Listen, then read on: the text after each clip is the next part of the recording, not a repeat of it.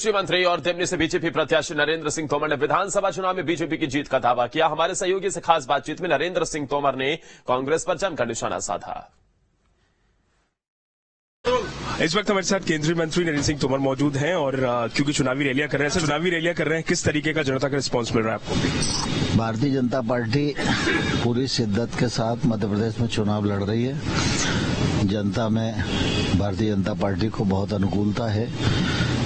केंद्र सरकार और राज्य सरकार की योजनाएं पात्र व्यक्ति तक पहुंच रही हैं, इसलिए जनता का समर्थन मिल रहा है और भारतीय जनता पार्टी को पूरा विश्वास है कि हम स्पष्ट बहुमत की सरकार बनाने में सफल होंगे। क्या चुनावी मुद्दे हैं सर जो इस बार रहने वाले हैं एमपी में?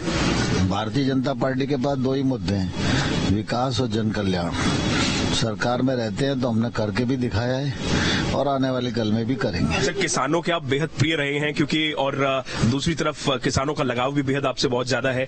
ऐसी क्या योजनाएं हैं इस बार किसानों के लिए जो मतलब वो उम्मीद लगाकर बैठे हैं आपसे, तो उनको क्या फायदा होगा इस बार? नहीं, किसानों को पीएम किसान योजना का लाभ मिल रहा है, प्रधानमंत्री फसल बीमा योजना का लाभ मिल रहा है।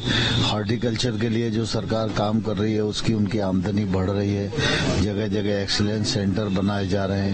क्रॉप डाइवर्सिफिकेशन के लिए काम कर रहा है। उनका शोषण न हो इसके लिए इनाम मंडी परियोजना शुरू की गई है और किसानों के लिए आगे भी करेंगे।